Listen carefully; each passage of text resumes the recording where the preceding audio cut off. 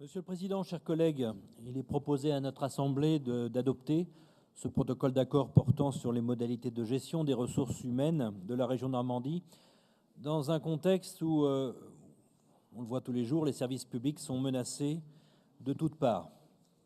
Les baisses de dépenses publiques et du nombre d'agents de l'État ces dernières années ont contribué à fragiliser de nombreux secteurs de notre modèle français constitutif de notre bouclier social. Le gouvernement actuel, sous la présidence d'Emmanuel Macron, poursuit ce processus en visant d'abord la SNCF et le statut des cheminots comme une expérimentation avant d'engager demain, sans aucun doute, la casse du statut de fonctionnaire pour mieux livrer encore des pans entiers du service public à l'appétit vorace, à la concurrence du secteur privé. Monsieur le Président, la politique menée par l'exécutif national s'oppose à notre conception de la République qui fait que nos services publics sont avant tout une richesse commune. Ils constituent le ciment de notre cohésion sociale et le ferment de notre maillage territorial.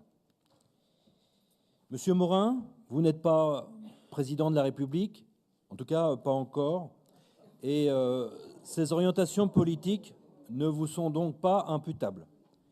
Mais en tant que président de région, en tout cas aussi chef de toutes les régions, vous avez en responsabilité des choix de gestion qui impactent la vie des agents. Ainsi, le protocole d'accord qui est proposé et qui porte sur les modalités de gestion des ressources humaines de la région ne nous semble pas satisfaisant. Comme tous les salariés, les agents de la région Normandie ont conquis et acquis des droits qui doivent être respectés. Leur engagement au service de tous les Normands ne peut pas se résumer à un nombre d'heures annuelles à effectuer. La motivation réside bien plus souvent dans un objectif fixé en lien avec la qualité du service à atteindre. Plus que le temps de présence, l'efficacité du service public réside dans cette notion de qualité du service rendu. On ne peut pas aborder la question des droits des salariés avec une vision comptable et libérale qui viserait, à l'occasion de la fusion des échelons institutionnels, à tirer vers le bas ces conquis sociaux. Selon nous, les agents de la région Normandie doivent obtenir des conditions de traitement qui, selon nous, doivent être les plus favorables par rapport aux conditions préexistantes avant la fusion des deux ex-régions Haute et Basse Normandie. Certes, la question de l'absentéisme doit être à contribuer à fragiliser des agents qui montrent, en vieillissant, des marques de fatigue et des pathologies liées à cette usure.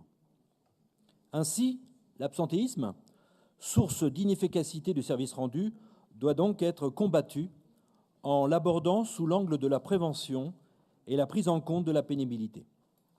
Dans les entreprises privées, la disparition programmée des CHSCT nous inquiète sur ce point. Qu'en sera-t-il demain pour les services publics ? Pour le moment, il faut donner aux CHSCT tous les moyens au niveau régional pour agir sur tous les axes de prévention des problématiques de risques professionnels et sanitaires liés au métier des agents. Ainsi, la question de la spécialisation des métiers doit être réaffirmée à travers les fiches de poste pour éviter, à travers les notions de polyvalence et de polycompétence, la multiplication des risques encourus. La question du handicap et de l'accessibilité doit aussi être bien prise en compte pour nos agents comme pour nos usagers. Dans ce sens, d'ailleurs, le développement du numérique et de la dématérialisation ne doivent pas être le prétexte pour supprimer des postes d'emploi publics, mais plutôt l'occasion d'accompagner des personnes victimes de la fracture numérique et favoriser les emplois utiles à la lutte contre la déshumanisation des services publics. On peut penser aux usagers qui voient disparaître des agents dans les gares au profit d'accès informatisés. Autre point important à considérer, il faut mettre en place des actions spécifiques au niveau des ressources humaines pour lutter contre les discriminations sous toutes ses formes et en particulier sur la question de l'égalité femmes-hommes. Enfin, il est plus que temps d'en finir avec l'absence de décisions concertées et négociées. Aussi, pour élaborer ce protocole d'accord, toutes les organisations représentant des personnels doivent être bien écoutées et bien entendues. Voilà pourquoi, Monsieur le Président, le présent accord proposé ne recueille pas, pour notre groupe, un assentiment.